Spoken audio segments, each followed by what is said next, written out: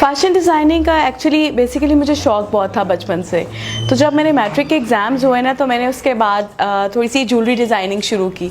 वो जैसा बच्चों को शौक़ होता है बीड्स के साथ वीविंग करने का या कुछ भी इस तरह, तो जो वीविंग वगैरह थी वो शुरू की। उसके बाद डिफरेंट मटेरियल्स के साथ मैंने काम शुरू किया।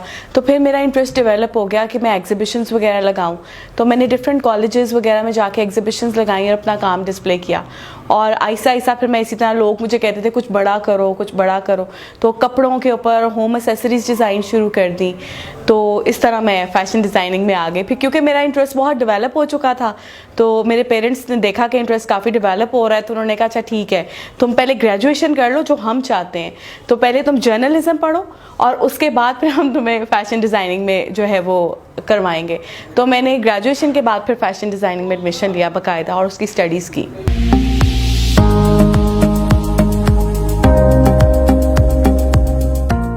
एज़ अ फ़ैशन डिज़ाइनर भी मैंने काफ़ी काम किया और एज़ अ जर्नलिस्ट भी। क्योंकि जब मैंने आपको बताया कि जब मैंने जर्नलिज़्म पढ़ा, उसके बाद जब आप अपना करियर का स्टार्ट करते हैं तो आपको अपनी पॉकेट मनी के लिए डिफरेंट जगहों पे जो है काम करना पड़ता है। आप सोच रहे होते हैं कि मैं थोड़ा एक्सपीरियंस गेन करूं और ये वो, उसके लिए मैंने स्टेट लाइफ में भी काम किया। वहाँ पे मैं सेमिनार्स किया करती थी और उसके अलावा मैं डिफरेंट जगहों पे इस तरह कॉन्फ्रेंसेस किया करती थी। आपको पता है उनकी कुछ पॉलिसीज़ होती हैं जो आपने मार्केट में इंट्रोड्यूस करवानी होती हैं। तो मेरे अंदर काफ़ी ये स्किल थी कि मेरा जो स्पीकिंग लेवल था वो काफ़ी इस तरह का था कि मैं अपना मैसेज कन्वे कर लेती थी, लोगों को कन्विंस कर लेती थी। तो फिर मैंने सेमिनार्स और कॉन्फ्रेंसेस काफ़ी उसके लिए कंडक्ट की।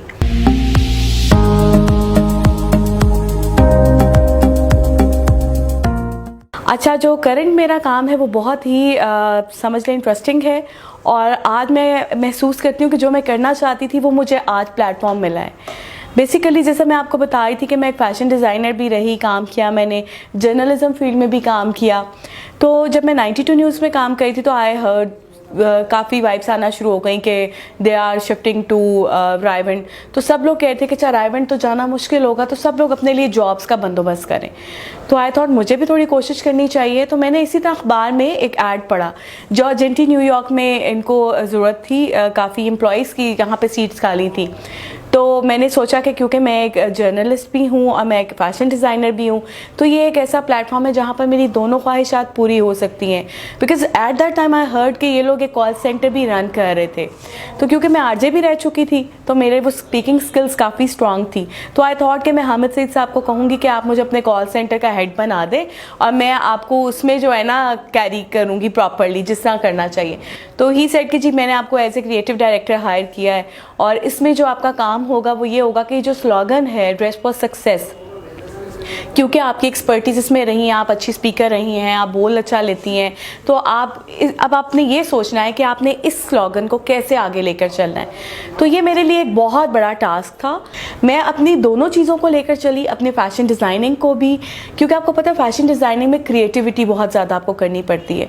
तो एज ए क्रिएटिव डायरेक्टर मुझे ये चीज़ें सोचने को मिली कि मैं इस चीज़ को कैसे लेकर चल सकती हूँ। मैंने डिफरेंट वेज ढूंढे और फिर आई केम टू नो कि अच्छा मैं इसको मीडिया के थ्रू वायरल कर सकती हूँ, सोशल मीडिया के थ्रू कर सकती हूँ, सेमिनार्स कॉन्फ्रेंसेस करके हम अपना जो स्लोगन है, जो हमारा कॉन्सेप्ट है, इसको हम लोगों तक पहुँचा सकते हैं कि आप कैसे अपने आप को वेल ड्रेस करेंगे और ये वेल ड्रेस होना आपकी सक्सेस के लिए कितना इंपॉर्टेंट है।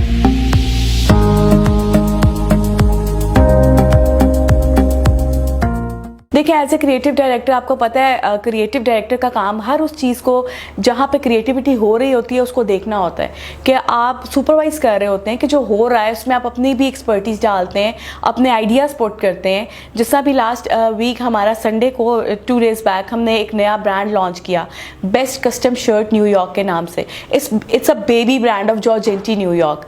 तो मुझे ये भी टास्क दिया गया था कि ये फैशन शो होने जा रहा है, अब इसको किस तरीके से कंडक्ट करना है, दैट्स योर पॉइंट। पॉइंट अब आप सोचेंगे कैसे करना है, तो उसमें किस तरह हमने मीडिया को इन्वॉल्व करना है, उसमें जो हमारी एडवर्टाइजमेंट मटेरियल बनना है उसको कैसे डिज़ाइन करना है एंड ऑल दैट। और इसमें आई मस्ट से कि इरफान का बहुत हाथ है, he is our graphic designer, photographer, तो उसने मेरे साथ बैठकर ये सारी चीज़ें डिज़ाइन की। तो हमने ये सारा जो काम किया वो अपनी क्रिएटिव एक्सपर्टीज़ को उसमें इन्वॉल्व करते हुए किया।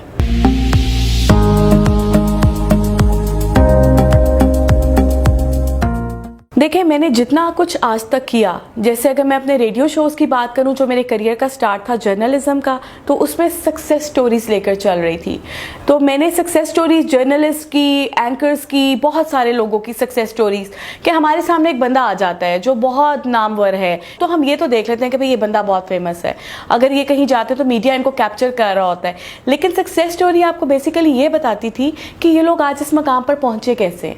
और इसके साथ एज ए डिज़ाइनर मैं ये देखती थी कि जब आप डिज़ाइनिंग कर रहे होते हैं और आप फैशन डिज़ाइनर होते हैं तो आपको बहुत सारी चीज़ें आपके थीम्स में बताई जाती हैं, आपके प्रोजेक्ट्स में बताई जाती हैं कि अगर आपने कोई चीज़ डिज़ाइन करनी है तो आपने ये देखना है कि आपने अपने, जब जूरी होती है तो आपने अपने उस प्रोजेक्ट के डिस्प्ले में ये बताना है कि मैंने ये चीज़ डिज़ाइन की है, लेकिन मैंने ये इस बंदे के लिए की है क्योंकि इसका कॉम्प्लेक्शन ये है, इसकी हाइट ये है, इसका वेट ये सारी चीज़ें क्रिएटिविटी का पार्ट होती हैं।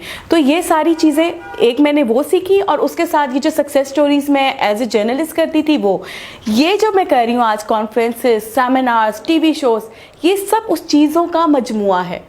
आज मैं वो तमाम एक्सपर्टीज़ को प्रॉपरली जब कन्वे करती हूँ तो मैं अल्लाह का शुक्र करती हूँ कि वो जो कुछ मैंने पीछे किया, मैंने बहुत बातें सुनी। डेफिनेटली जब आप कुछ कर रहे होते हैं तो बहुत लोग उसके फेवर में भी होते हैं, बहुत उसके अगेंस्ट भी होते हैं। जब मैं डिज़ाइनिंग करती थी तो मुझे बहुत सारे लोग ये कहते थे इससे कुछ नहीं मिलने वाला, बच्चों वाला काम है, कुछ करके दिखाओ। जब मैं जर्नलिज्म फील्ड में आई तो लोग मुझे क्रिटिसाइज़ करते थे, अच्छा अब तो तुम जर्नलिस्ट बन रही हो, अब तो मीडिया में आ गई हो, मीडिया के लोग तो ऐसे होते हैं, मीडिया के लोग तो वैसे होते हैं।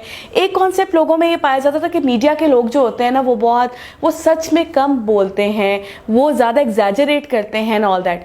लेकिन मैंने अपनी दोनों फील्ड्स को प्रॉपर तरीके से कैरी किया और मैंने लोगों को कन्वे किया कि ना तो एक फैशन डिज़ाइनर को फैशन डिज़ाइनिंग करने में कोई दिक्कत है या वो नहीं कर सकता, आप अपने प्रोफेशन को कैरी कैसे करते हैं। आज जब मैं best custom shirt New York, Giorgenti New York, इसके सेमिनार्स करती हूँ तो हमारी हर एक बात सच्चाई पर मबनी होती है। आज जब मैं ये सेमिनार करके आती हूँ ना तो मेरे दिल में इतना सुकून होता है, यकीन जाने कि जो बात करके आ रहे हैं वो कितनी सच्चाई पर मबनी है। हमने लोगों को लेक्चर दिया है, हम कॉन्सेप्ट लेकर आए, हम उसको किस तरीके से लोगों के आगे वायरल कर रहे हैं। इसमें आप देखें, इसमें हमारी बेहतरी हो या ना हो अल्लाह जानता है, लेकिन हम वो काम करें जिसमें हम चाहते हैं कि लोगों की बेहतरी हो। हम लोगों को बताते हैं कि बीइंग अ प्रोफेशनल कैसे ड्रेसअप होना है, आज जिस मकाम पे हो उससे आगे जाना है, सोचो कैसे वेल ड्रेस होके लोगों को प्रेजेंट कर रहे हैं। हम हर सेमिनार में, हर मीडिया शो में एक बात कहते हैं, appearance is a non verbal communication. आप मेरे पास आए, मैंने आपको देखा, सबसे पहले तो आपकी अपीयरेंस मेरे सामने आएगी, आप बोलेंगे बाद में, मैं आपको बाद में जज करूंगी। क्योंकि आज जो सिनेरियो है ना, आप, हमारी आवाम आपको जज करती है कैसे, आपकी अपीयरेंस से जज करती है। पहनना तो आपने है ही, लेकिन अब आप अपने उसमें रहते हुए, लिमिट में रहते हुए किस तरह वेल ड्रेस हो सकते हैं। सफाई निस्फ ईमान है, आपको कैसे हाइजीन का ख्याल रखना है, ये सारी चीज़ें, इन सब चीज़ों को लेकर हम आगे आ रहे हैं। और आप यकीन जाने, आज ये खुशी होती है कि हम अपने लिए तो जो भी कर रहे हैं ये अल्लाह जानता है, लेकिन जो लोगों के लिए कर रहे हैं इसमें सेल्फ सेटिस्फेक्शन बहुत ज़्यादा है।